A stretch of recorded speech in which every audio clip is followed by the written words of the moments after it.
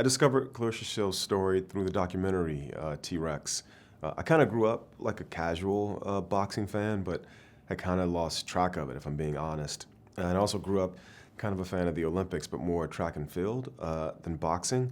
And I kind of knew, because a lot of my family was big into boxing, that the U.S. had kind of like fallen off as far as international boxing went. I lived in Oakland for about 8 years of my life in the 2000s, and Andre Ward was really big in Oakland. And I remember I made this short documentary about this gym, and there's a painting of Mr. Ward on the wall, like fighting at the Olympics. And so, I don't know, just kind of in that potpourri when the documentary T-Rex came around, like a lot of folks, I just popped it on and sort of watched it.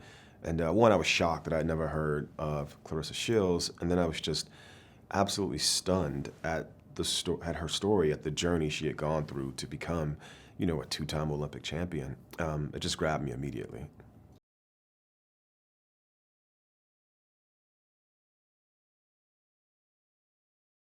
Yeah, so I began writing The Fire Inside even before Moonlight released, I believe. So this all goes back a ways. Working with Alicia Holmes, who's one of the executive producers on the film.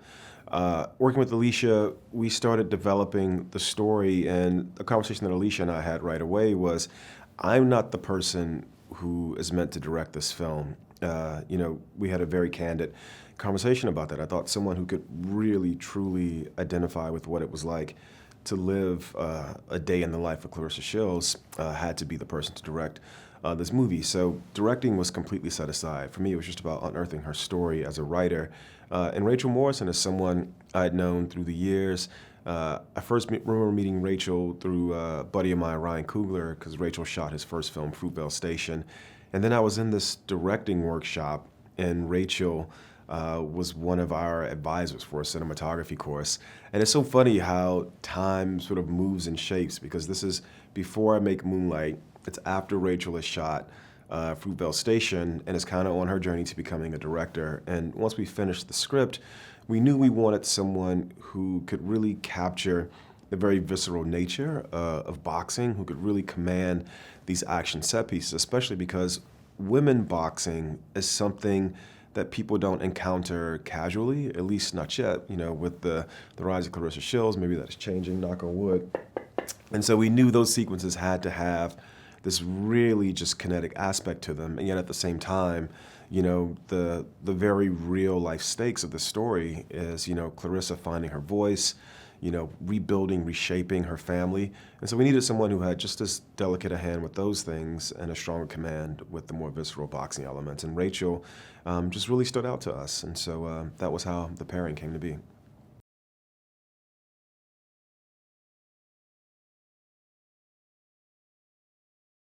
Claressa is larger than life, and she doesn't fool around. And so I wasn't intimidated when I first met Claressa, but when you're trying to capture someone's full essence, in a screenplay, a screenplay is very flat. People are very three-dimensional. It was really cool to see all these different sides of her in person. I found myself referring to her as champ, which is not something I do just haphazardly. It was really cool, man. The thing about Claressa that stood out to me was, here's this person who's come from Flint, Michigan, and for me, a person who didn't grow up in Flint, I had this idea of what Flint was, and I went there. Some of those things were confirmed, and my expectations of Flint expanded as well while being there. But there's something so core to Claressa's DNA that has not changed. Despite all the success she's had, because of all the success she's remained exactly who she is. And so for me, it was just about being in the presence of this wonderful person and really allowing myself to see all three dimensions of her personality.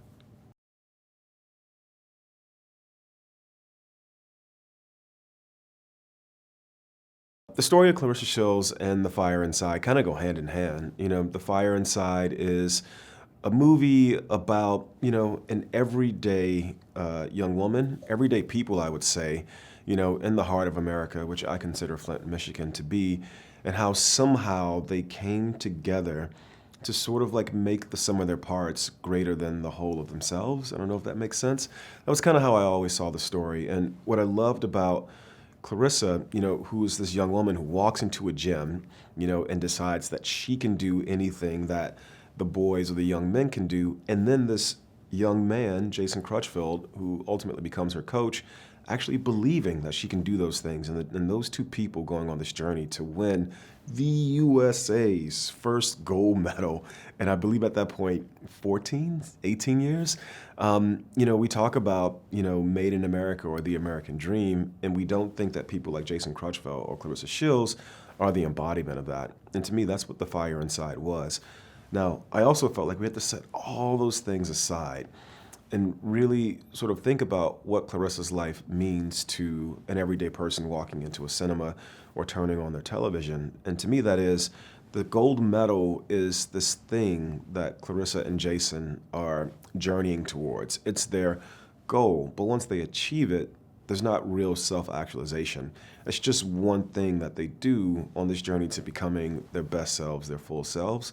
And I think that's important because I think sometimes we look at trophies, we look at these metrics and we decide, oh, that's the measure of my life. But I think the wonderful thing about Jason and Claressa's story as we tell it in The Fire Inside is that the measure of their lives is this thing that they accomplished together and how they then, in reflection of that thing, can really start to take control of their lives. And for Claressa especially, really possess herself.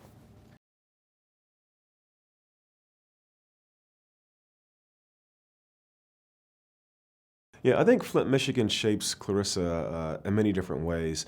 I think one of those ways is just, she just does not suffer fools, and she doesn't believe herself incapable of anything. I love, one of the things that's really wonderful about her story that I think kind of goes underreported is just how young she was. When she won her first gold medal, she was literally a teenage girl, fighting against women. Growing up in the gym, she was a teenage girl fighting against boys. Not all female boxers spar, against male fighters. Claressa wanted to because those were the best fighters in her neighborhood, in her community, that she could spar with. I think something about growing up in Flint, it just put this chip on her shoulder.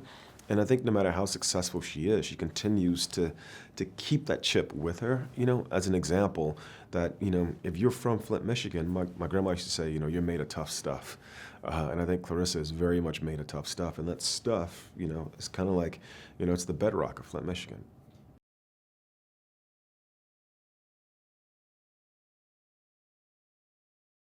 Ryan Destiny brings just a very deep well of feeling to Claressa Shields. One of the things about Claressa is, and she would not jump on you for saying this, Claressa can be loud, She's very big, There's like a lot of energy. If you're walking towards Claressa, you're gonna go through this field of energy to get right up close to her. And yet, if you spend time with the champ, you can see that she's a very deeply feeling person. She's a very emotional person. There's so much, as Hemingway said, there's so much beneath the surface of the iceberg. And I think the task for Ryan and for Rachel in casting Ryan was someone who could be this sort of like this bigness, who could channel all that massive energy, but also still, if you look close enough, you can really see all those things inside. Because I think it is important to remember, Claressa was a girl going through all these things, a girl who became a woman. And I think Ryan, just brings absolute chops, just straight up chops. She got in the gym, she did all the workout, all that stuff, the physical armament, but she brought just actual thespian chops, which I think was necessary to pulling this off.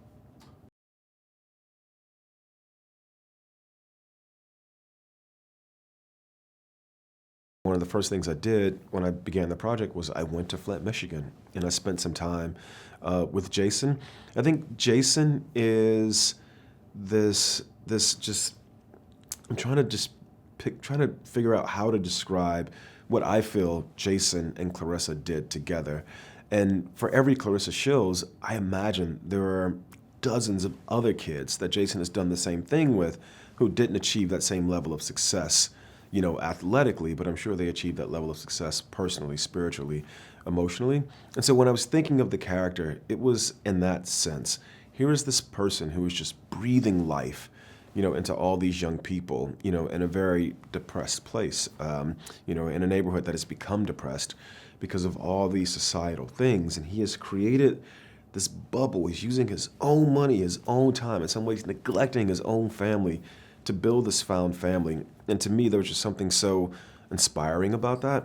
And so when I met the cat, and you go to Flint, you sit down, you go to the restaurant, and he is just so open and so generous. And I imagine that when Clareesa first walked into the gym, that generosity, he had no idea that she was going to become a two-time Olympic gold medalist, but he knew she needed something, some structure.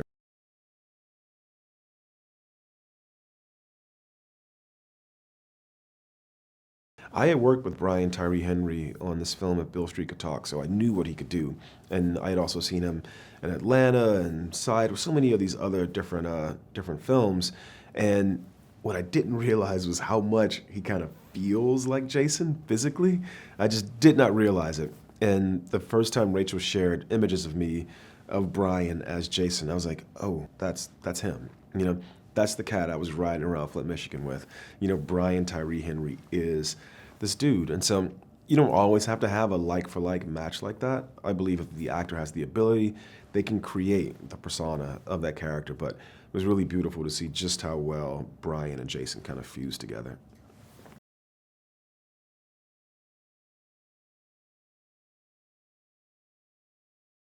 Women's sports is having, I don't even know what to call it. I was going to say like a comeback or a renaissance moment. But I think unfortunately, just because of the dynamics of these social systems that we all participate in, it's no secret, that we've always, given a much smaller platform to women's sports, whether that's women's basketball, and right now you have some of the best basketball players on the planet just happen to be women. Whether that's boxing, where one of the most dominant boxers, on the planet right now happens to be a woman, Claressa Shields. Track and field, some of the greatest athletes in the sense of people who are consistently breaking, knocking down world records in track and field are women, and yet the platform that their skills get displayed on, for whatever reason, has always been smaller than the one that men get their platforms displayed on. Hopefully, with this film, by preaching the gospel of Claressa Shields, by which I mean just telling the true story of what this American hero went through to self-actualize, maybe we can cast a wider light, on this one element of female sport, which is boxing, but hopefully that'll be a reflection on all these other elements. One of the things about Clareessa's story and The Fire Inside that was really wonderful to discover, because it wasn't something that was well publicized, was her fight for parity and pay, across the genders in boxing. Here we have this athlete, genderless, this athlete who achieved something that no athlete of any gender from this country could do over the span of about 2 decades, and yet she was being paid similar to women's soccer. The women's soccer team, has won so many gold medals and world championships, and yet they were being paid a fraction of the pay that the men were getting. It's one of those things of Clareessa, this young woman from Flint, Michigan, Section 8 housing, decided at the age of 16, 17, 18, I am the best at what I do, and yet I'm being paid a fraction of what people who can achieve what I achieve are being paid. Something's wrong with that. I think hopefully by making The Fire Inside, by bringing Claressa's story to a wider audience, we can shed that same light that Clareessa's already shed, on women's sporting.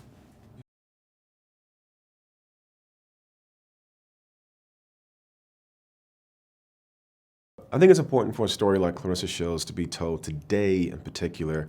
I'm going to get a little bit on my soapbox. Man, we're so divided right now. We are so divided. And some of those divisions maybe just come from a difference of opinion. I want to raise my family like this and you want to raise your family like that. Okay, fine. But we're so divided, and finding these places of commonality have become more and more difficult. And in a very simple way, looking at the story of Claressa Shields, this young black woman, from this very depressed place, this depressed neighborhood in Flint, Michigan. And by depressed, I just mean economically depressed. I don't mean a lack of joy or a lack of love, but economically depressed. This person goes out and decides to represent all of us, whether you voted or did not vote, whether you live by the lake or you live in the bricks. all of us and achieve this thing that no one from this country had the ability to achieve for about 2 decades, and then put the flag on her back that represents all of us. I think that's why the story is so important right now. You know, Claressa Shields absolutely, in living her life and overcoming all these obstacles, represents, the greatness that is possible, when we as a nation come together, to achieve something that's greater than the sum of our parts. I think that's what Jason and Claressa did. I think that's what the story is about. And I think that's why right now, in this moment, this year, it's why I think the story is so crucial. There's a historical moment in sports that happened with this young athlete named Claressa Shields from Flint, Michigan. She is the first female boxer to win 2 gold medals. Also, she's black female. And she won these medals, I believe, consecutively. And it's about her coach as well, Jason Crutchfield, who was also a boxer, a champion as well, and just their journey to her road to success in boxing.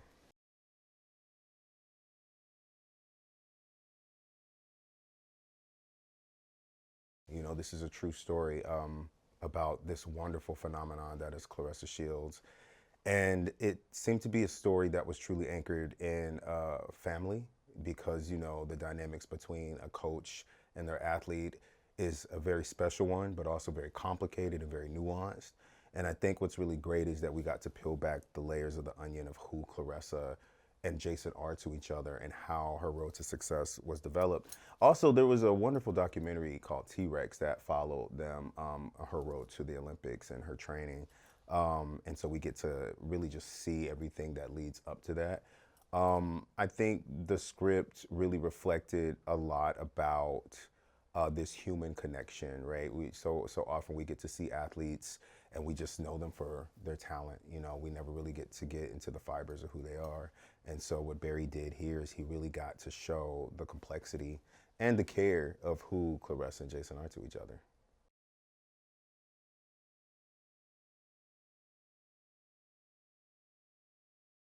Well, the research that it took for this was something very brand new for me because this is a real story. So these characters aren't just characters, they're actual living, breathing human beings that exist.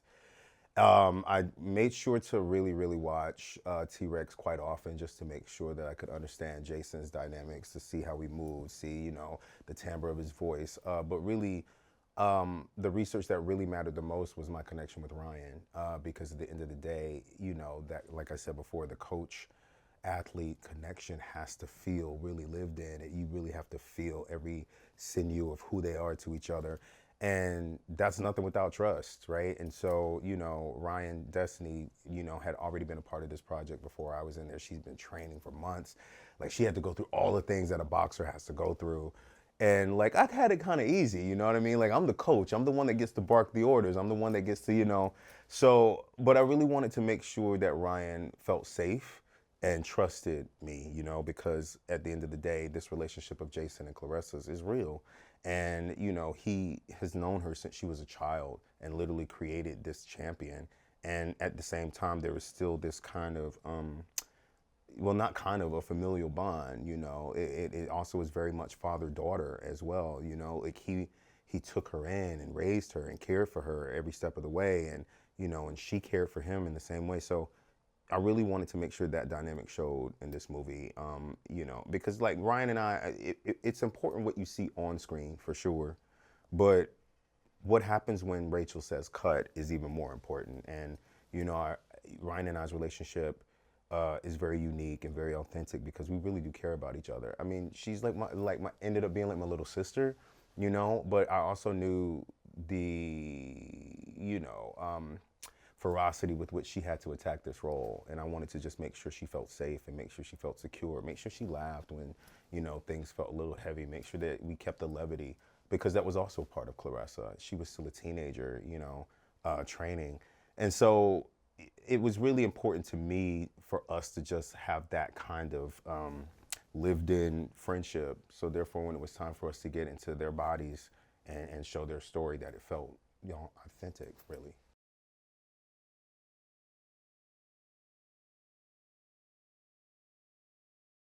This is my first time playing an actual person in the biopic genre. So, you know, when it came to Jason, I was thrown right into it, right? So like, I didn't really get a chance to talk to him, and I made up in my mind. I was like, I want to kind of keep church and state separate for a little bit, you know, because I just wanted to be able to live in it and be there. And we had one conversation at the beginning, but for the most part, I wanted to make sure that I had my own process. I didn't want to feel like I was shadowing him. I didn't want to feel like I wanted to like really just like find it naturally with myself. And then once the production was done, you know, I got to meet him in Toronto, and like this man is, you know, very soft spoken but full of heart. You know, his family, his wife, like, oh my God, like they're all so wonderful. But for me, I really wanted to focus on, you know, the relationship with Ryan and what she was playing, and to really just get in there and just kind of live in it. And I hope, you know, I hope it worked out. I hope he's proud. I hope that he, you know, sees himself. I hope that he feels like the relationships are conveyed in a way that he feels is authentic. But I mean, I had a really good time playing him because, you know, you don't really get to see characters like him. You don't really get to see, you know, this kind of man that, you know, really cares about his family and really cares about this sport. And, you know, he's a man of the community, you know, like he's still coaching to this day. Like he's still in Flint. He still has his, you know, his boxing gym. He still brings in the youth. Like you just don't meet these guys. And the story about guys like him is very untold. And so like, I really just wanted to kind of do a love letter to him, you know, and I felt like if I kept pestering him, you know, about like, so yeah, man, like when you eat cereal, you know, like I didn't want to, I didn't want to be like one of those actors doing that. So, but I just, you know, to his credit, what he does and what he did is truly remarkable because he's just a very special man. Like you just don't meet men like him. So, you know, big ups to Jason.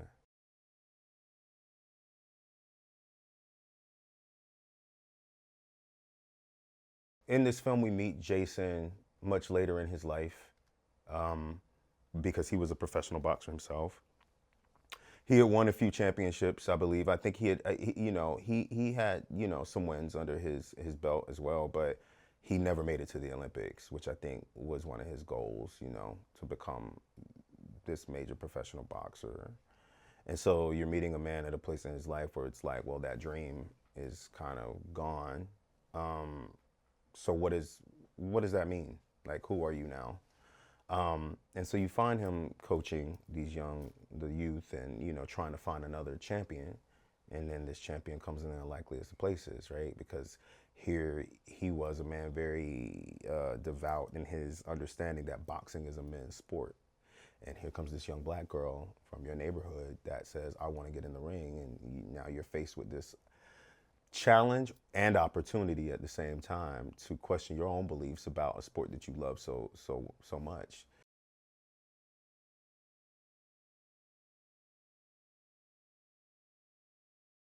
It's very interesting because when I took on the movie, I didn't realize how much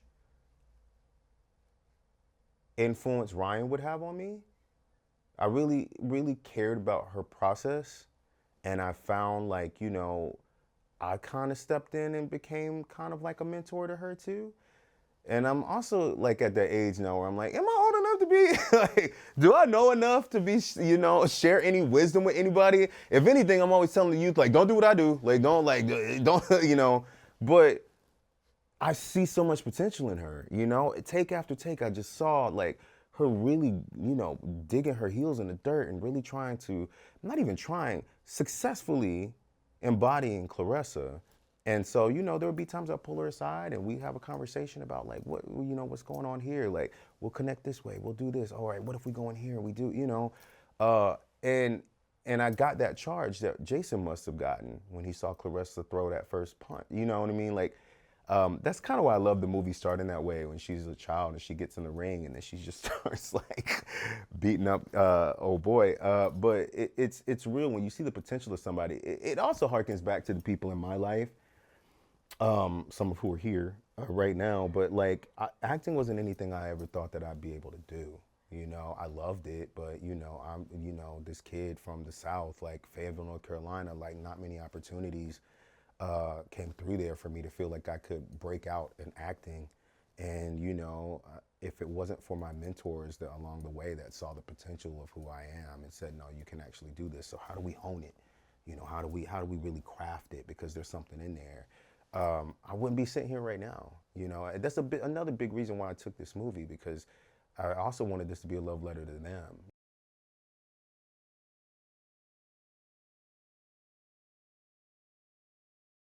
There's a moment when she wins and they put this gold medal around Ryan's neck, and then they play the Star Spangled Banner, and then the flags fall. And every take I was sobbing. Like every take I could not stop crying, because I was like, not only did this really happen, but this must be what it felt like for Jason to finally make it there with this amazing, protege. And but also to see Ryan up there, it was like my whole body was just like I could not stop crying. And I think that that's the payoff. When you literally see a talent and a magic like that in somebody, and you foster it, and you nurture it. So those were the parallels I feel like that were going between Brian playing Jason and Brian connecting with Ryan, is that, you know, I have been doing this for a while, and I still have so much to learn. I'm such a student. Like, I've always been a student. I'm always like, there's so much to learn.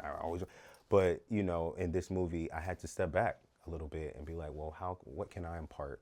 Like, what's the way that I can come and help elevate, the talent that's already there?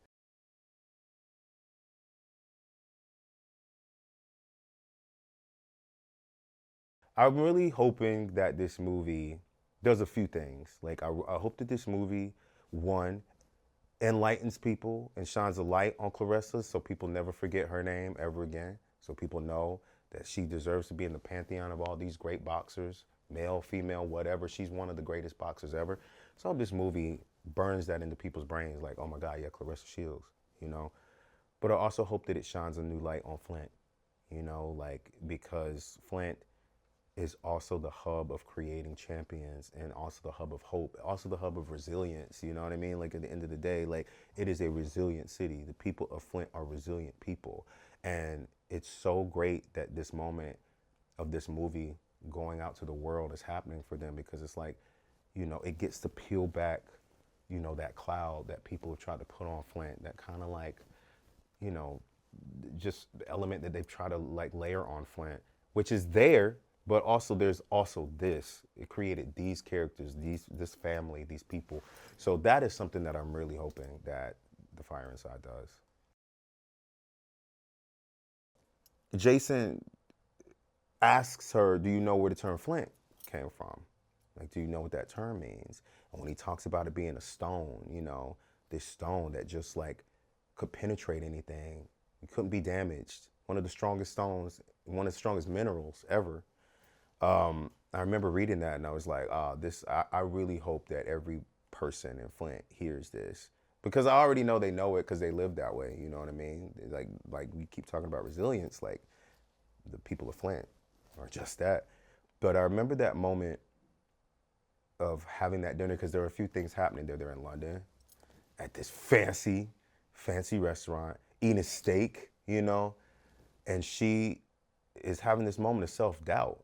And I think that that's what's so brilliant about coaches and athletes, because no coach, I don't think any coach thinks that their athlete isn't the best. You know what I mean? Or why would you be coaching them if you didn't think that?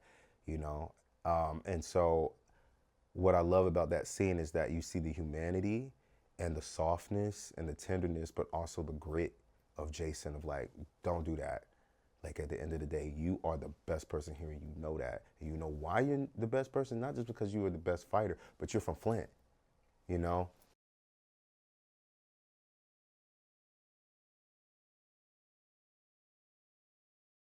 It's hard to be a black woman in this society. Let's just start there. It's hard. The challenges, the restrictions, it's just hard. And I watched it, right?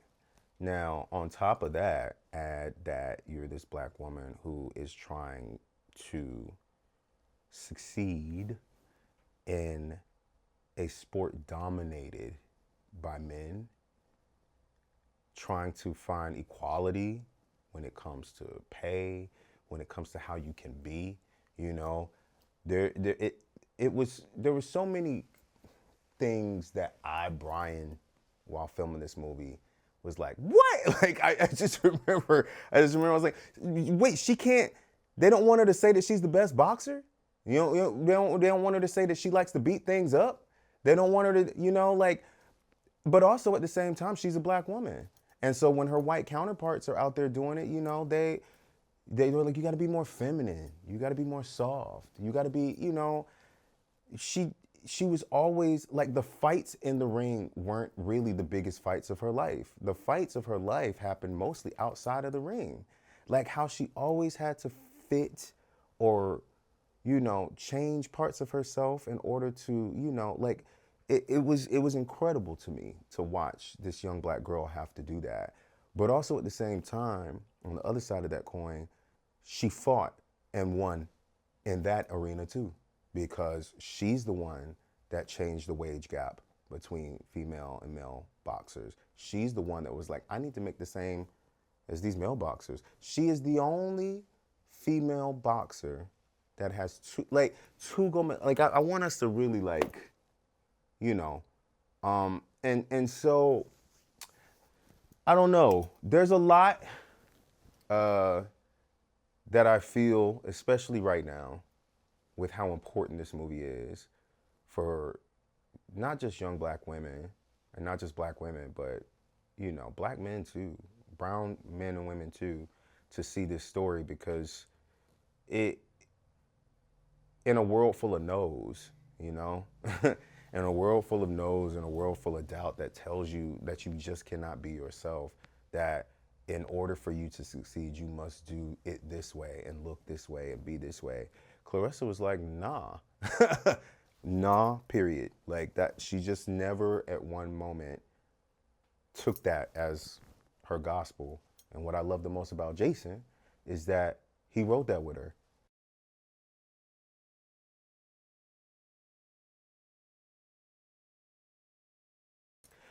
What I will say about Rachel is that her eye is unlike anything I've ever seen. One of my favorite moments on set with Rachel was we were filming this scene where, Claressa's getting the news that I can't go to China. And you just watch Rachel come from behind the monitor and she's like, no, strap me up. And you're like, what?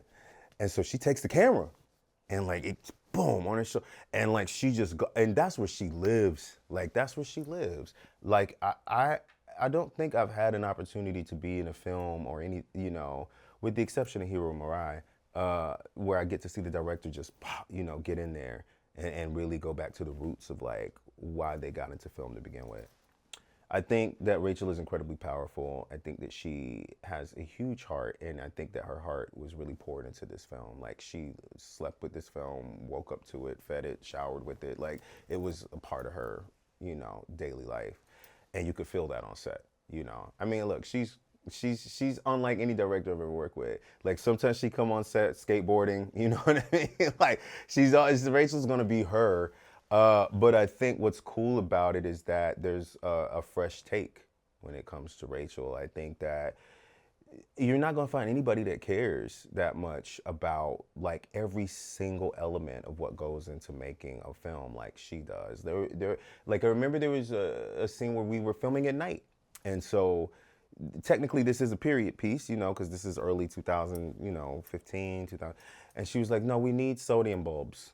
Like, these are LED bulbs, we need sodium bulbs. And I was like, what is she talking about? And immediately when it switched, I'm like, oh. And she's like, come look. That's another thing I love about her. She wants you to see. And it's like, this is what you're like, it's so beautiful to watch how she can really, like, all those elements, like, really matter to her.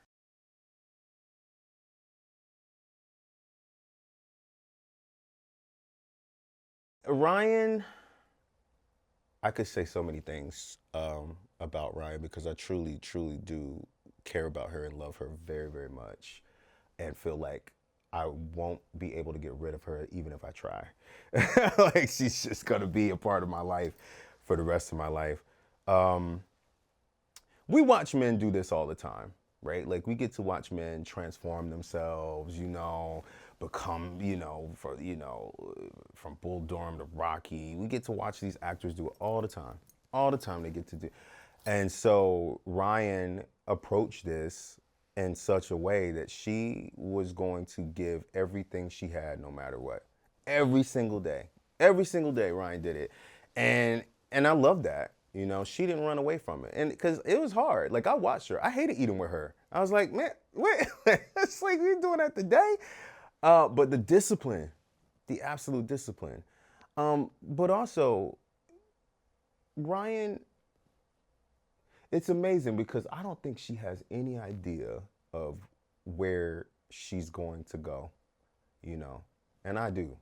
I see it for her, man. Like, but she has no idea, and it's exciting to watch that with her. It's exciting to see these things unfolding in front of her very eyes. It's exciting to see her step into these places and these spaces where she's revered, and people get to experience her, and people get to see who she is.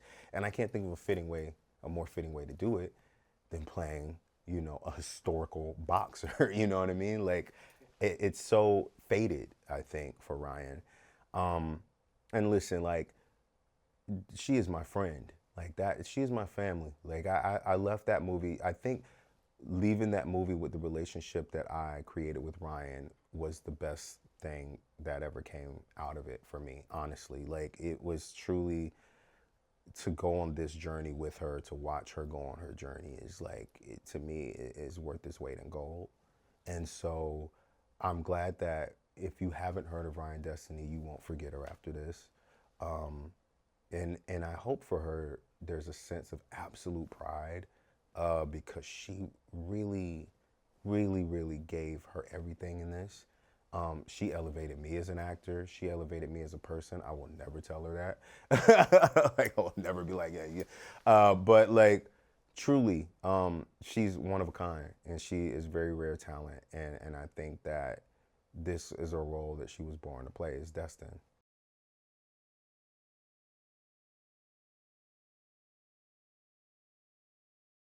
I think audiences should see this film in theaters, not only because it comes out on Christmas Day. I'm the kind of family like we will eat, open present, and we go to movies. Like it's like the best thing to do because everybody's already on that high of joy and hope, wanting hope and like festiveness and what's more festive than a boxing film? Especially a one shot by Rachel Morrison. Just to be very clear, um, I think it's best in a movie because like that's what we do. We go to the movies to see boxing movies all the time. Like, you know, in English called Boxing Day. You know what I mean? Like, so what? Like, why not go and see this on the big screen? Because like you're gonna feel more, you're gonna see more. Best to do it with other people. You know, have that experience. That's what the are for. That's my favorite thing. Is like it's a communion. It's fellowship, right? It's fellowship.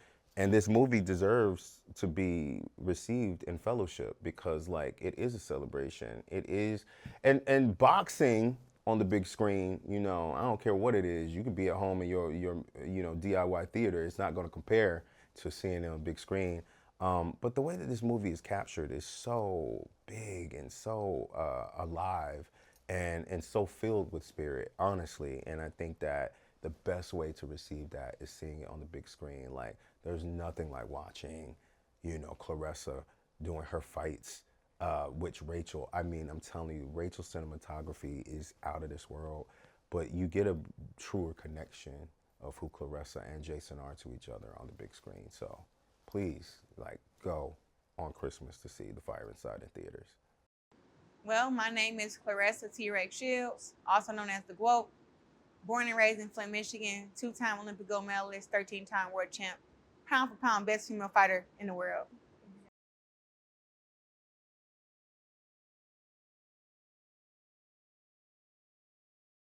If I had to describe myself in the ring, I would say like ferocious, dangerous, caution.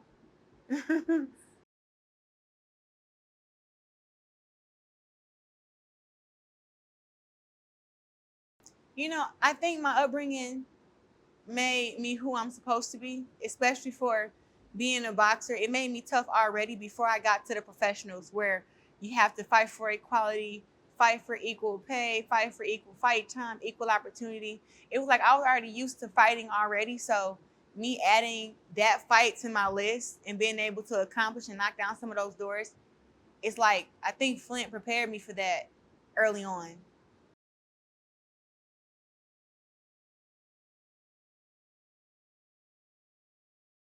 I was very impressed with Ryan Destiny's physique, her boxing, her skills.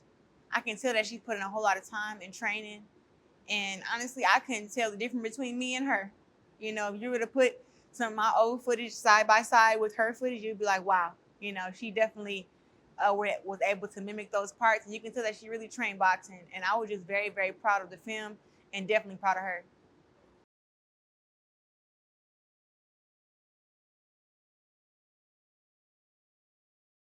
You know, Flint, Michigan is very important to me. You know, to be from there, especially with all the trial and tribulation with the water crisis and then my tough upbringing, they all kind of just go together.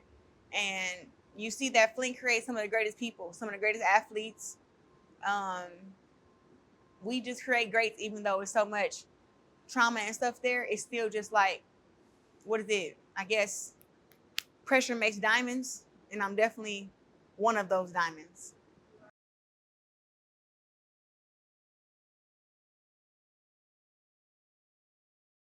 We're fighting on TV, fighting the main event, fighting on different networks, and I was definitely like, hey, every fight paying more money, you know, and I was standing on that, but it was so many other things that I actually stood up for, as far as in like how long did they promote our fights, you know, how many commercials we have, like stuff like that. Like I really got deep into it and was like, whatever you do for the men, do for me.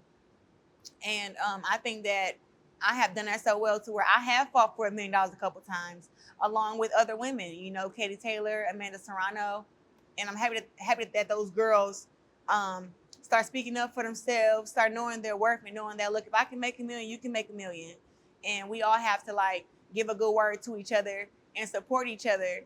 And if we're all together and we all have the same goals, we can make women's boxing bigger and better, and to just make that roll over to WNBA. I'm happy that Angel Reese and Caitlin Clark and Aja Wilson are now getting their shine and everything because they've been worthy of it. It just takes a special spark to make people pay attention. And now that they're paying attention, those girls have to keep being great and, you know, keep breaking records, and they'll be able to one day be on the same equality and level as the men.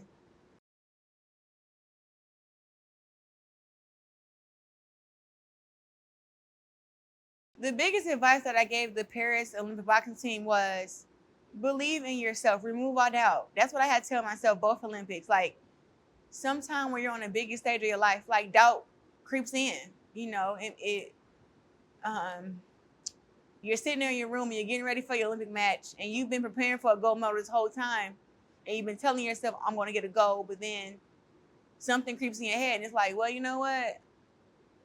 Maybe you should just settle for silver, you know. Maybe it's going to be too hard. Maybe this person is too tough. And it just creeps in because you have other people doubting you too, and you're fighting in front of the entire world. So it happened to me.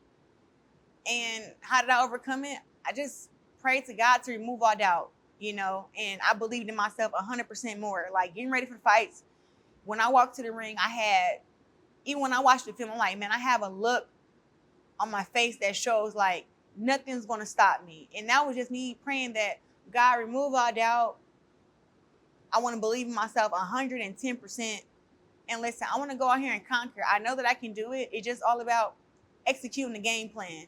So that was my advice to the Olympic team. Like, hey, look, a lot of people are not going to believe in you no way. So what is the harm in believing in yourself? There is no.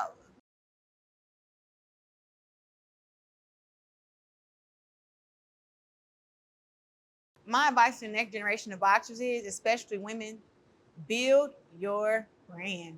This is the days of social media. People respect the followers, they respect the blue check marks, and it makes you money. So every fighter won't be able to be pound for pound number one. But if you have a brand, you can go out and you can venture out and do different things and still make a living for yourself, even without a belt. So build the brand, build your brand. You know what you want your brand to stand for, and just stand for something. There's numerous. I think there was 6 fights altogether. There was a Shanghai fight, there was a Spokane fight, there was a London fight, and Toledo. Numerous fights. They all blend together after a while. We did so many of them in a short period of time. Each one has their own little characteristics, because obviously the fighters were different. They had different styles, and that's part of what we tried to depict in the movie. We tried to stay pretty true to the actual fights themselves.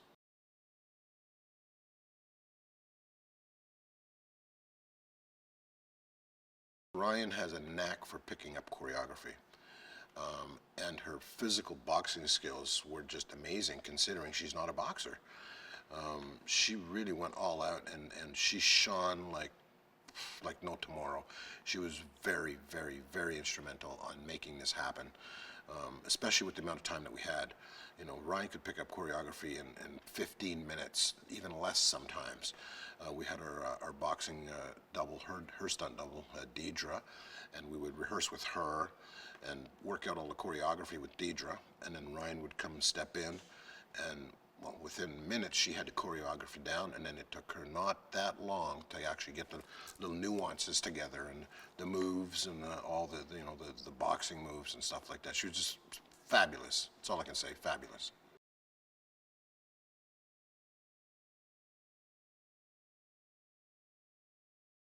I really liked the Olympic fight. We shot it over a 2-day period. There were a lot of little nuances in that too, because the fight swung, and in the first round, like we shot 4 rounds basically in 2 rounds, the first round, Clareesa wasn't doing very well. She looked like she might lose the fight, so we had to show that, and then we had to show the transition of her getting herself back, and then of course winning the fight.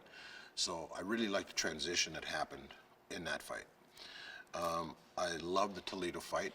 The Toledo fight was amazing. We shot that in 1.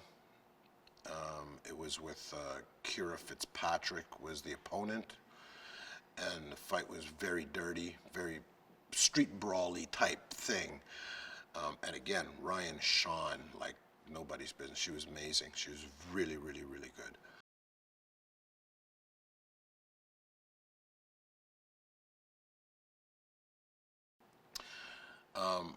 I look at the department as if it was a train, and a train runs on the tracks, so it has guidance.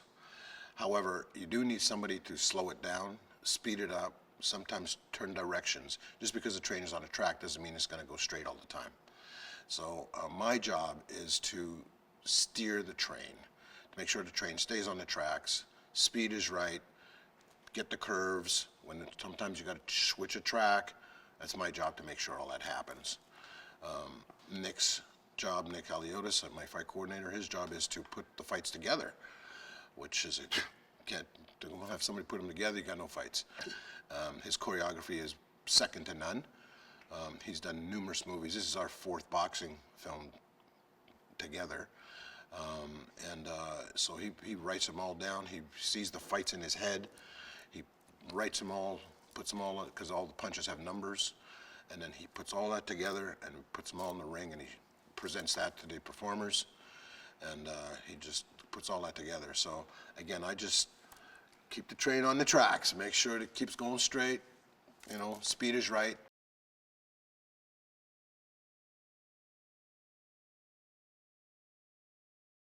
I hope to get what I got from it, enlightenment, knowing that there's a female boxing community out there that is fantastic. Also, the story of Claressa and how she stuck to her guns, and she had a vision, and she that's what she wanted to do. So the fortitude, the focus, and wanting to just get better and do good and fight hard and stick to your guns, and you'll accomplish things. Even people will stick some sticks in your spokes sometimes, but you got to keep going, and that's what happened with her. And it's a very proud thing. And once again, feel very fortunate to be able to be part of this. It's an incredible story of what somebody can do when they show their resilience, perseverance, and continuing to focus on doing something amazing with their life, whether it's for boxing or anything that a person focuses on and continues to try to do and do better and better and get more out of life than maybe, what the cards have dealt for her and her family at present.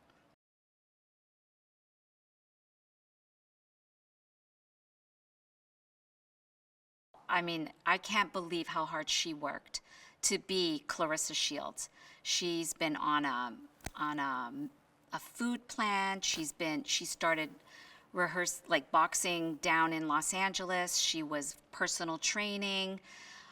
She's a very, very dedicated person, and she, started off really tiny, and we had to build her up and make her look more like an athlete that could box, and she did an amazing job. And then cut to coming to Toronto and then getting into the full-on choreography of the boxing. So dedicated and hardworking. And watching her box, you would never think she wasn't a boxer. She did such an incredible job. I'm so impressed with her. Never mind the fact that she's just a wonderful person. And learning now that she's not just an actor, now she's an athlete. She also has her own clothing company. She's quite the little entrepreneur, never mind being a model. And I understand she might be a singer as well. She's got some music coming out, so she's quite a role model for all those young girls out there.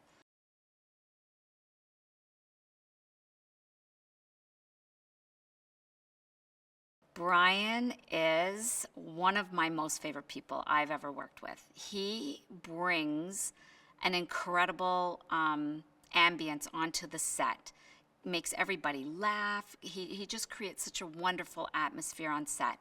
Honestly, like one of my most favorite experiences in my career has been working with him.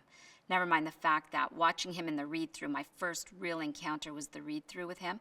He killed it. He's just incredible. I can't imagine anybody, and I wasn't on the first one, but I can't imagine anybody being Jason, the coach, other than Brian. He's amazing.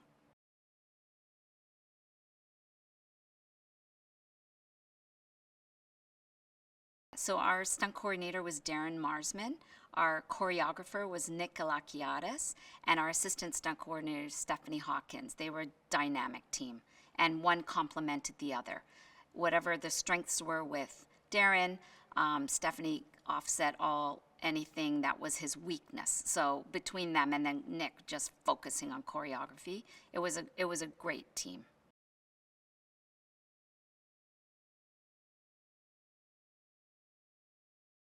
Working with Rachel was a lot of fun. It kept us on our toes. We had to stay on top of her. She's always throwing ideas out there. She's always talking to everybody she can to get more input. She's always looking for new ideas and how to execute them. So we, as a production team, we had to stay on top of it and be ready for whatever curveball she might throw to us.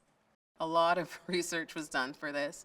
And again, because we were also, it's real people, we were trying to be as authentic as possible, but again, it's a story, so we weren't always like living true to the exact details of their lives, or how they dressed. In my case, how they dressed. We took a little bit of liberty. There are places like Jason at the Olympics at the gold medal match where we decided to just go with what Jason actually wore, because when you would Google Jason Crutchfield, this image would come up. So there were certain places that we really went for exactitude, and others we took a little bit of liberty just for storytelling purposes.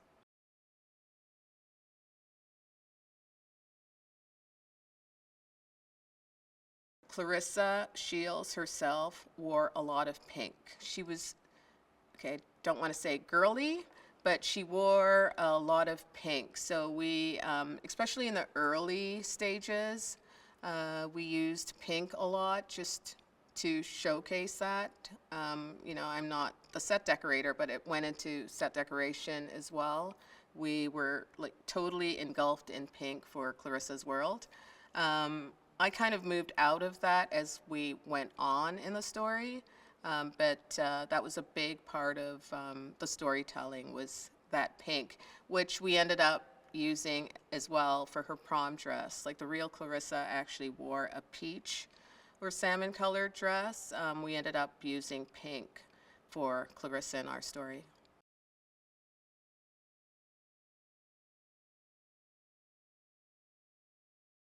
Jason, he's a coach, again, reference. We talked about the white flint. There was also a gold t-shirt that he wore for Burston. The real Burston boxing gym, they wore, their colors were like this gold or yellow and purple. For whatever reasons, we kind of stayed away from the purple. I think that was, I can't remember if that was pre or post Clarissa's time, but we stayed away from purple and went into his gold. So you'll see that in the film. And there was one back in our first week at Burston. I remembered seeing him in this yellow shirt, and there was a scene where it's like he was commanding attention and it just stood out, and it was like so perfect. Although it's pretty bright, we kind of limited the use of that, but there were a few scenes where it was just like perfect, and it was great.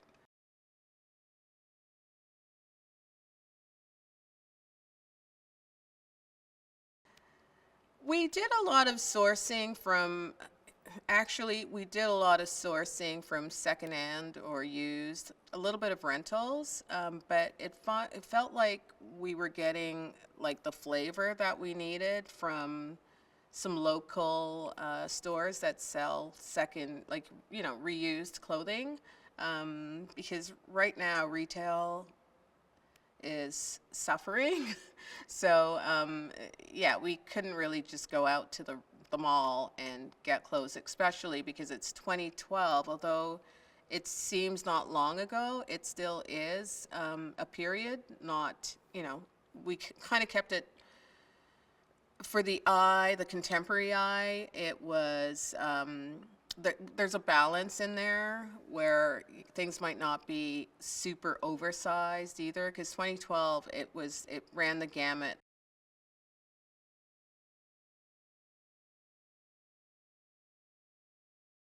She was always there to answer like any question. Her and Rina, like I was always on set with my clothes to show, like they'd be looking over. It's like, oh, okay, it's Marcia again. Really easy to work with, and yeah, just always there, always available to answer questions, because it was a lot. Like we had so many changes for these characters. It spans not only with the flashback, it spans 3 years, and there's not a lot of, there was, I think Claressa had like 52 changes or like more, I can't even remember. That's a lot, on an average film, we might have like 8 changes or something per character. And that was, Claressa, Jason, Mickey. It was a lot. So there was always questions. We can't ever do everything in prep. So it's continuous as we shoot. So she was always available.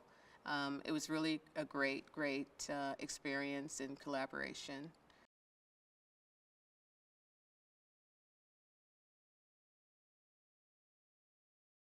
It's about life and determination and overcoming obstacles, in life sometimes, and also the power of women. In my research, I spoke to some vendors who are, had a lot of dealings with boxing boxing vendors, and one of them was so excited. They were like, over the last few years, there's been so many women that have started in the sport, and they just feel like this film is going to hit like a really wide audience of women. So I can't wait to see if that's true, but looking forward to it. But yeah, I think it really is going to be a story about overcoming obstacles and like just going for it. It's something that we need to see.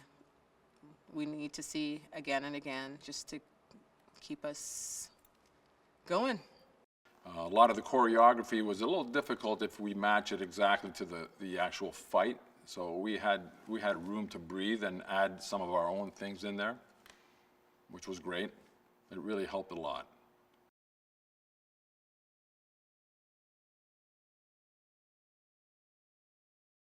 With the choreo, they were all different. Pretty much every fight was different. You know, we had fights where Claressa was losing and then ends up winning. Then she actually loses in one of the fights. And then we had fighters that were sluggers, other fighters that were finesse fighters. So every sequence was different, every single one.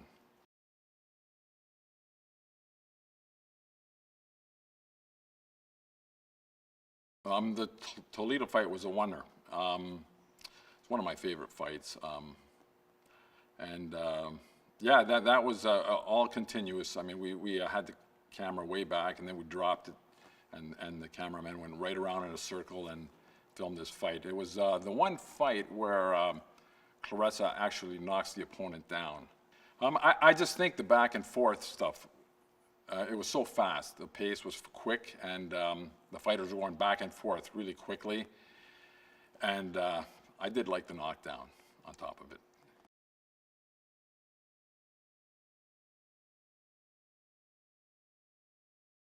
In the gold medal fight, we had it a little differently. It was back and forth with the first round, we had the edge to Torlopova, who was a Russian fighter.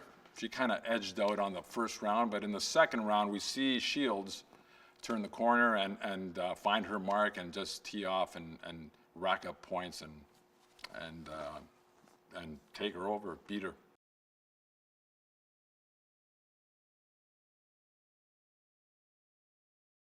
There are a lot of sequences in a short period of time for us, but we did it.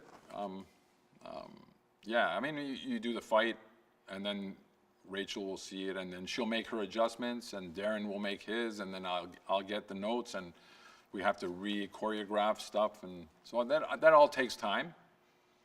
And then you have one fight here, you got another fight the next day to do, and so you have to be able to accommodate all these sequences.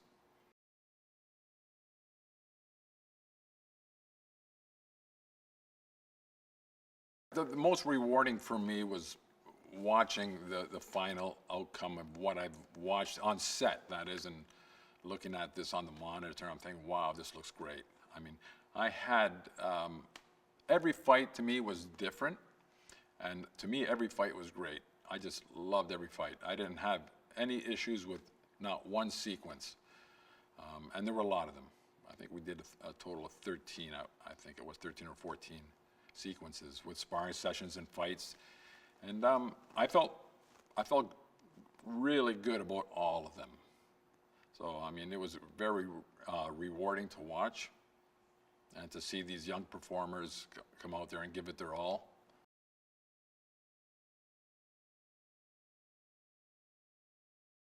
Claressa Shields is arguably the best female boxer that you've never heard of. And that to me is what was so interesting and why I felt really compelled to bring her story to light. She is an Olympic, like a fierce Olympic champion, but she's also a champion outside of the ring. She's incredibly resilient. And it's the story of the American dream versus the American reality if you're not Michael Phelps.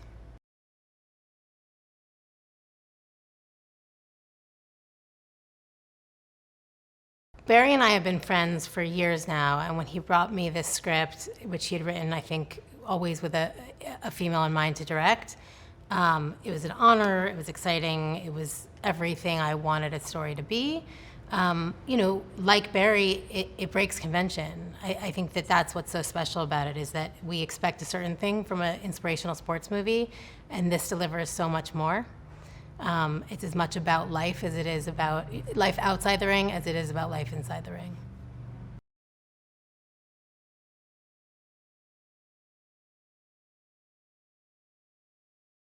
I mean, Claressa is a badass. I was so excited to meet her, to work with her, to get to know her, and she continues to be a badass. I mean, she is absolutely undeniable and undeniably herself. I feel so fortunate that in my first movie, I actually get to work with the person who the movie is about. So it's like if I had a question about what music she was listening to at the Olympics, I could just text her. But she was a collaborator through and through. It was interesting to sort of talk about the ways in which we were going to, the movie version of somebody's life. Like, I can only imagine what that would be like to have somebody portraying your mother, your father, your brother, yourself. And so, first of all, it was like very important to me to try to get the details right. And Claressa was really instrumental in that.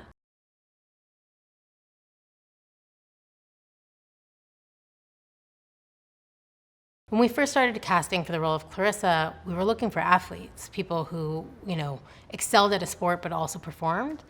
And Ryan came in and just blew the audition out of the water, but wasn't a seasoned athlete.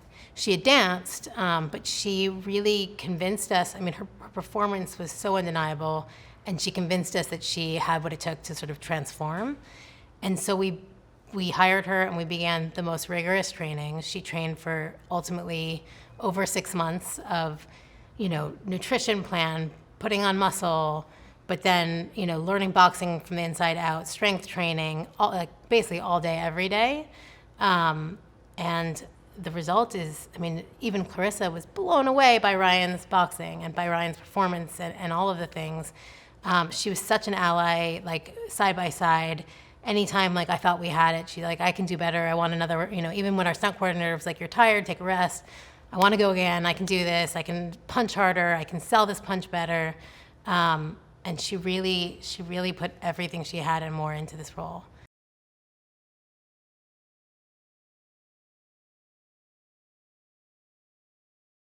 Jason Crutchfield is one of the singular, most salt of the earth, tremendous human beings that I've ever had the pleasure of knowing. He works a cable job by day, he has his family to support, and he volunteers almost every night, Monday through Friday, teaching kids how to box at the Burston Fieldhouse in Flint, Michigan.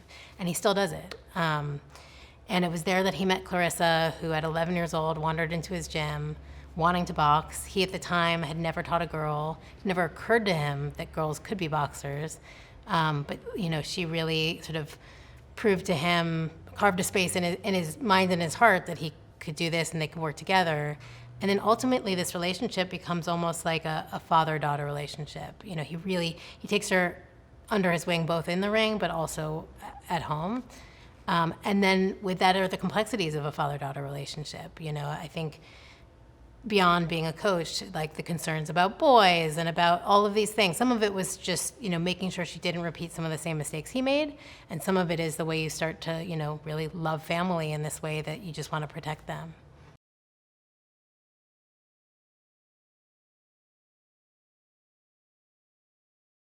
To me, what's exciting about The Fire Inside is that it is both dramatic and action-packed. I think the action and the excitement really keeps a propulsive energy through the movie, but then it's these intimate, more dramatic moments that make you invest and sort of sink into the characters and really care. And to be able to do both, and move through each of those moments, I think that they complement each other, right? It is the range of seeing vulnerable high school girl go to beast in a ring and then back to quiet moment that makes us care.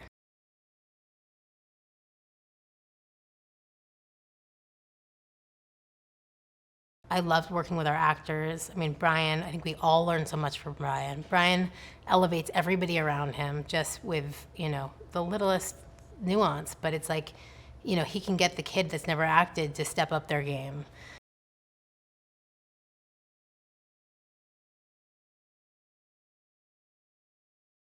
It was really incredible to work with another cinematographer and to like see the ways she saw the world differently, see the ways in which we overlapped.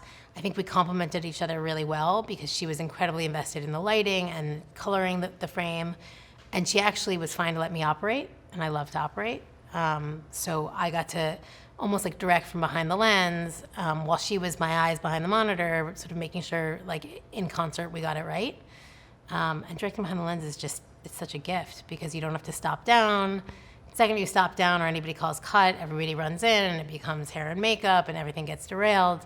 But when I'm operating, I can just, ask for another take or I can even say I'm gonna cut and then keep rolling and get like those nuanced moments that sometimes happen when the actor lets their guard down. So it's like, I feel very fortunate to be able to bring that to the table.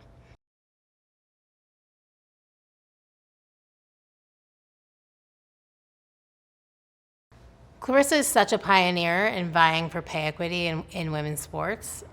Professional boxing still has a long way to go, but she was able to get Olympic boxers paid equally, dating back, I think, as early as 2014 or something.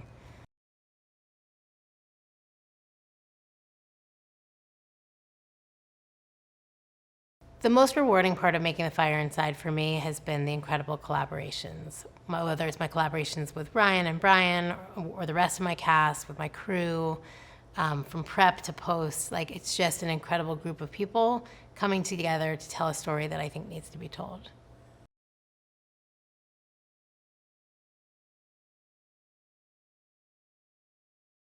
It was important to show Claressa's faith in the film because it's very true to who she is.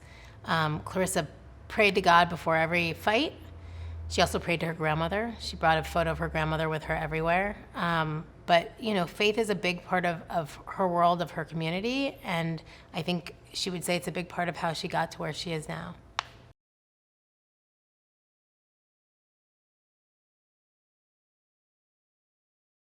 It was incredibly important to me that this film felt authentic to Claressa, to her life, to Flint. So to that end, like it was so important to me that we shot our exteriors of Flint in Flint. But as far as like the attention to detail, we were really lucky that we had this archival blueprint of her life. There's a documentary, there are photo books. We could see even things like, the level of paint peeling on the wall or what posters she might have had up. And I just wanted to get that right. I think anytime you make a movie about a real person, you owe it to them to get those details right. And then Flint is a character, like we're set in winter, so snow becomes like even those details, like how does it stack up on the curb and things like that. Like I really wanted winter to feel like winter. I mean, I think I also, coming from cinematography, I have such a respect and appreciation of production design and like the difference between, even for the actor, to be able to open a drawer and have things in it and have those things feel real and have rust on the can opener or have the right level of mold on the bread, like all of that, I just think as an audience we feel it. We feel it when it's right and we also feel it when it's wrong. So hopefully we got it right.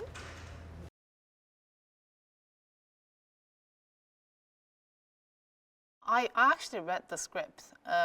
Last time they tried to shoot it in, I think it was 2019 or 2020. I can't remember if I read it or not, because I knew Rachel then, and she told me about it. And then I was like, that sounds interesting. And I watched the documentary just on my own accord. She didn't, tell me like you should watch this documentary. She told me that the film's based on this documentary called T-Rex. So I just searched online and I found it and I watched it and I was like, wow, this is, it has such an amazing characters, Jason and Claressa, and I was like, wow, if this is gonna turn into a narrative movie, that's something I would love to shoot.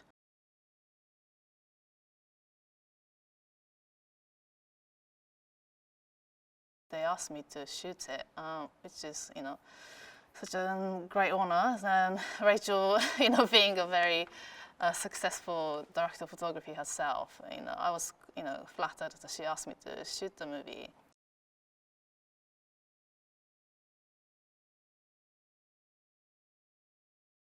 It's such a treat to work with a director who also understands what we do as a DOP, and I don't mind the other way around either.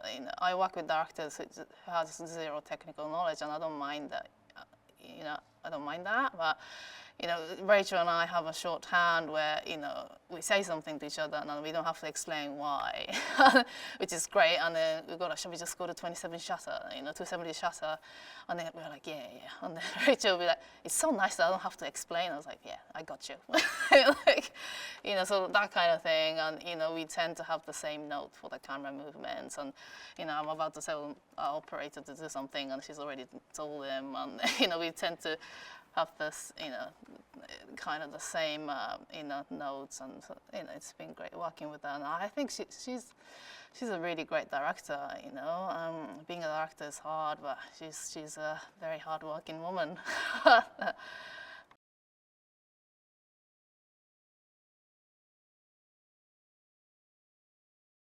We have amazing references from the people who made the documentary. I think Zach, and I think they are amazing filmmakers themselves. And then there's this amazing photography book. Rachel gave it to me. That I think the pictures Zach took, and and then the documentaries and other images from the documentaries and whatever they documented while they spent time with Claressa. I think those were our main references, so we would look at that. But then there was a conversation. We don't have to recreate. We are making the documentary into a movie.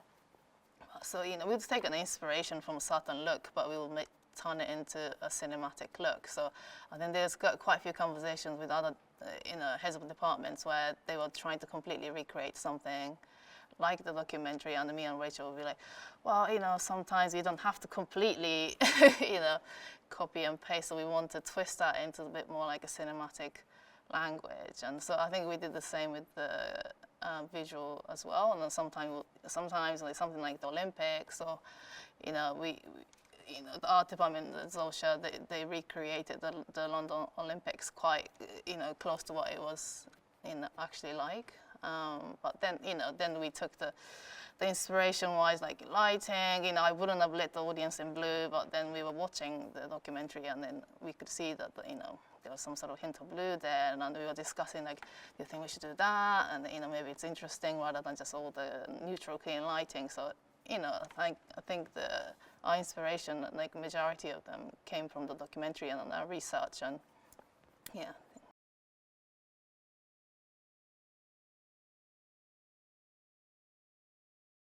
I think that was another thing that I really loved about the script, is that it takes you from, like 12 years ago, however long years ago, when Claressa was 12 years old, to, now she's 15, 16, and, in the suburban, town in America, and onto the huge arena in the international space. And I think, we've had many locations and lighting setups, and I was drawing my lighting plans, and I've actually never drawn this many lighting plans for a one project.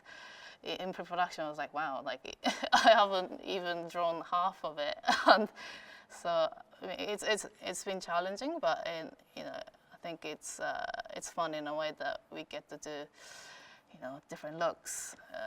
We go through so many different looks and scale in one movie, which is, I hope, is the audience would enjoy watching that too. It takes us through the story of how she started boxing at 11 years old, all the way up to her winning 2 gold medals at the Olympics. She is trained by her boxing coach, Jason, who takes her under his wing and sees something in her that he's never really seen before, even in younger boys, and starts the process of training her from a young age, and how she grows and grows and becomes a teen, and how her life has to then start balancing between being a teen and also juggling the fact that she's training for the Olympics. So it is a very, very inspiring story of a young girl who goes through so much in her personal life and overcomes that, while also overcoming the fact that she is in this male-dominated sport as boxing is, and overcomes that and becomes a champ.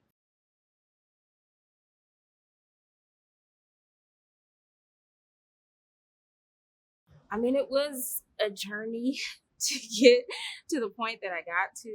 Um, I mean, I think playing her, it came with its own set of challenges because it's a real life person that you're playing, and on top of that, she is who she is. So I definitely had a lot of pressure, put on myself, and I knew that the story was so important that I felt that I had to get everything that I could right, as much as possible. I definitely studied like crazy all the interviews I could find, every fight that I could find, and also her documentary T-Rex by Zachary Canaperi and Dre Cooper, who are also our producers on the film.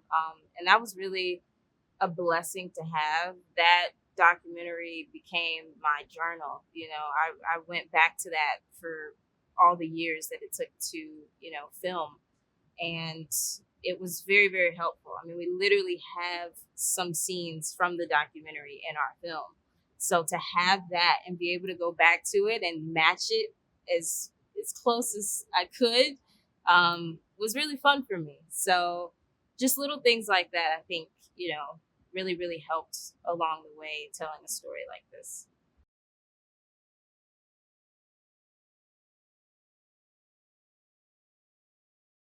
The physical training was a lot. I think I went into it knowing that it would be hard, but because I had nothing to lose, I just kind of went in and fell all the way into it. I had an amazing boxing trainer named Rob Sally who really, really helped so much along the way and really became my coach in a very real boxer way. And I think going through that also helped me understand the trainer boxer story a bit more. I think it clicked for me how much you count on them and need their guidance and need them almost in the room with you to feel confident in what you're doing. And I felt like that with him. And he's an amazing trainer, textbook boxing trainer. I love him so much. And he really didn't hold back with me. And I got into the best shape of my life, for sure.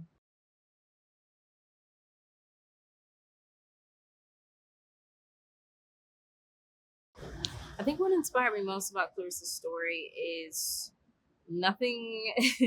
It wouldn't be just one thing for me because there's so many things about her. We're literally the same age. She is from Flint, Michigan. I'm from Detroit, Michigan. There's just so many parallels there, and her achieving what she did at such a young age was so inspiring and not normal, And not only is it not normal just in general, she's also a Black woman in a space that's so male dominated that it is just incredible to see a person with so much resilience and how she came out and how she's not stopping. And I think all those factors go into why she's inspiring to me in particular. There's just so many things, so it's hard to pick one.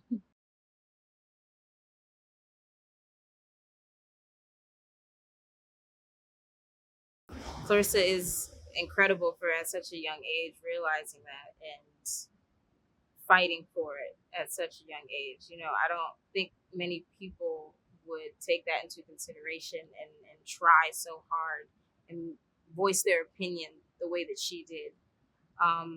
I think it's a very important conversation that we need to continue to have. But at the same time, I'm seeing so much progress, especially this year, which is why I'm so happy that this movie is coming out this year in particular, because I think the moment in sports that women are having right now is just so cool to see. I'm like so excited every time I turn on a sports channel because it's exciting. And I think people are finally opening their eyes to how exciting it can be to watch women do incredible things. And I think this story as well just falls right into place with that and aligns with that so perfectly this year. I think what I want audiences to take away is resilience and understanding that the person that you have to believe in most is yourself.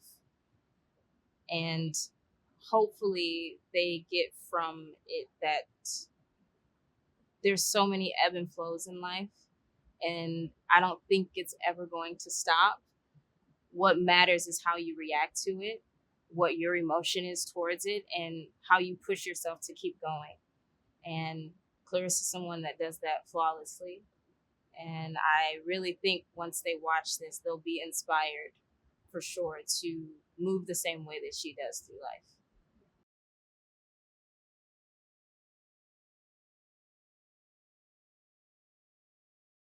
Jason Crutchfield is Claressa's coach. He is played by Tyree in our film. Brian is such a treat to watch on film, on TV, and to actually get to work with him was such a crazy experience. He is the light, I think, on set, and he brings so much energy and joy. And getting to work with him throughout this process was so pivotal for me because I needed someone like him to play almost as a coach, but also as a friend. And he did just that. He did it flawlessly, incredibly, going from one set to this one. I don't know how he did it. He just jumped right into it and played the part just effortlessly. So he's so needed in this film, and obviously Jason is such a great character and such a father figure to Claressa.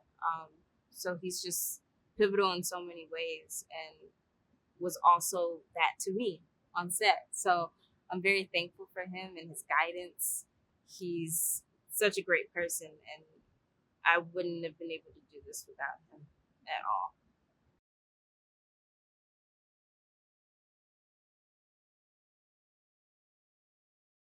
Barry Jenkins is the writer of our film, and Barry is, I think we all know, very special.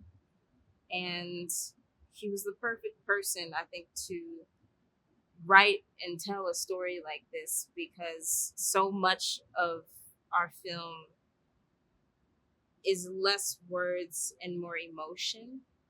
And I think that he is so good at capturing the relationships and the complex relationships between a character and whoever they're speaking to. And I think he did it really amazingly. And I'm just honored that I got to tell some of his words and the story that he wrote. So it was really cool to be able to work with him. Never thought that would happen this soon in my life, but I'm thankful for that for sure.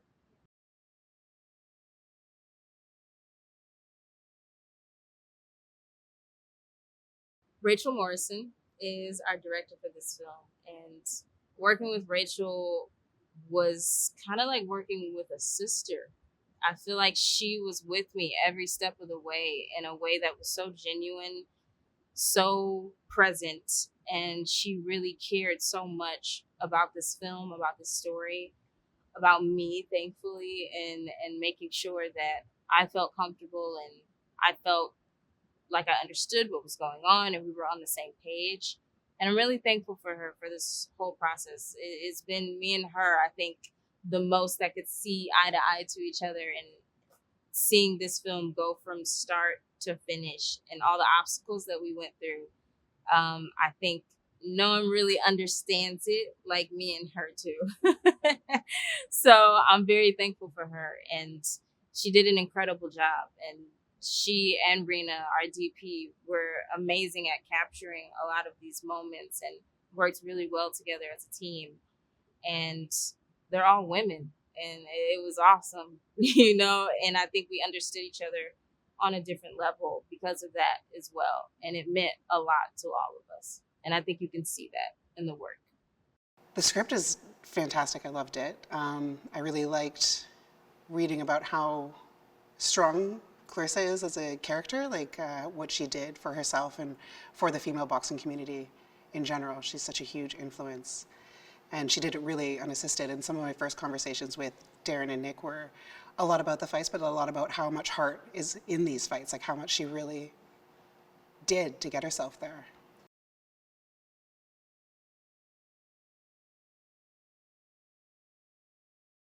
Ryan is an absolute champ. I was completely blown away by how much work she put into it and how dedicated she was to working with just not only just her personal training, but also her boxing and choreography and how much she memorized. She really was amazing and humble and fantastic to work with.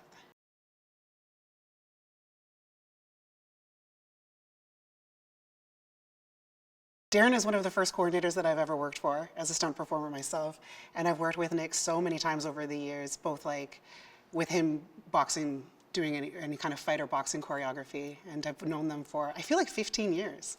It's been some time. It was really nice to work with them like this. I feel like it was a really great team, like we are an actual family.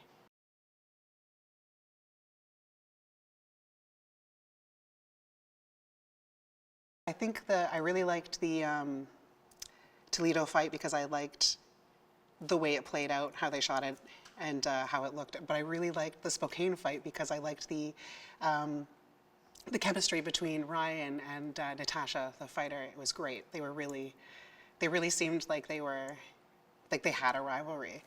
That might have been my favorite one to watch. But again, it's hard. I guess it's hard to pick one single sequence because it was really nice to see all these fights come together the way that they did. You know, the boxers perform their characters the way they did. Rachel wanted to be as authentic as possible, so we watched the documentary, of course, T-Rex. We watched that a bunch of times. We looked at Zachary, the director of T-Rex, who's also an executive producer on this film.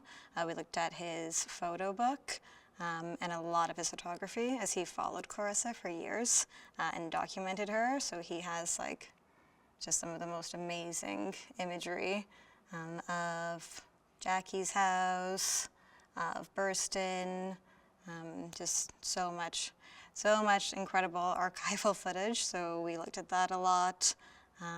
I went to Flint to take my own photos and do my own sort of research and digging. So yeah, just a lot of research, looking at a lot of photography, and doing our best to stay true to the story.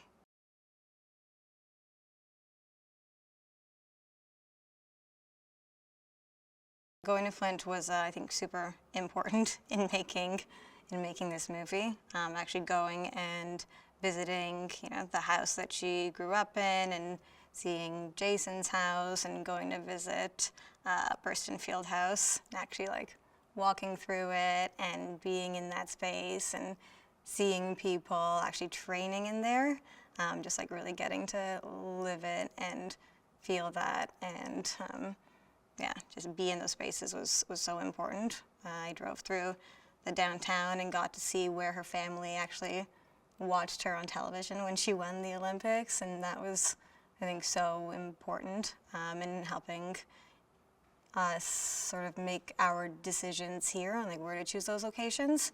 Yeah, just sort of being there made me feel that much closer to Claressa and to her family and to the people of Flint.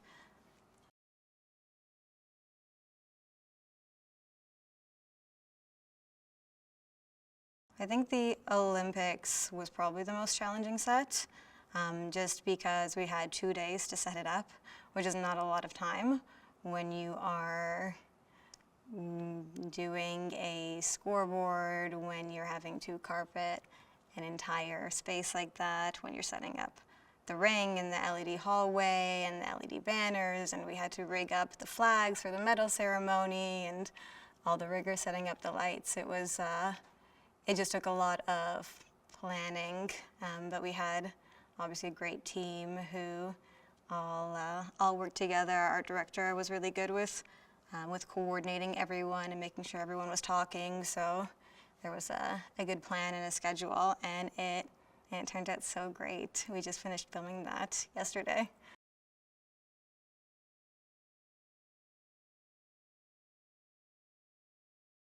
I really like Jackie's house. Today's our first day filming in there, and because we went sort of with warmer, more neutral kind of tones in Jason's house, we wanted to really contrast that in Jackie's. So we went with a very cool color palette. So we went with like plum carpeting and sort of almost gray lavender walls and lots of texture and lots of window treatments. So we have blinds overlaid with some lace and other fabric, and it's just a very sort of rich looking location in the sense of like materials and texture. I think it's going to photograph so well. So I'm very, very excited.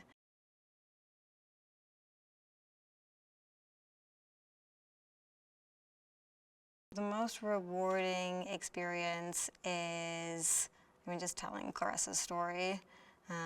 Just knowing that we are making something about someone so incredible who was so strong and persevered and fought and followed her dreams, and that we were able to retell that story visually, and that now she and her family and everyone will have this tribute to her achievements and can watch it and hopefully feel motivated and inspired to follow their dreams too.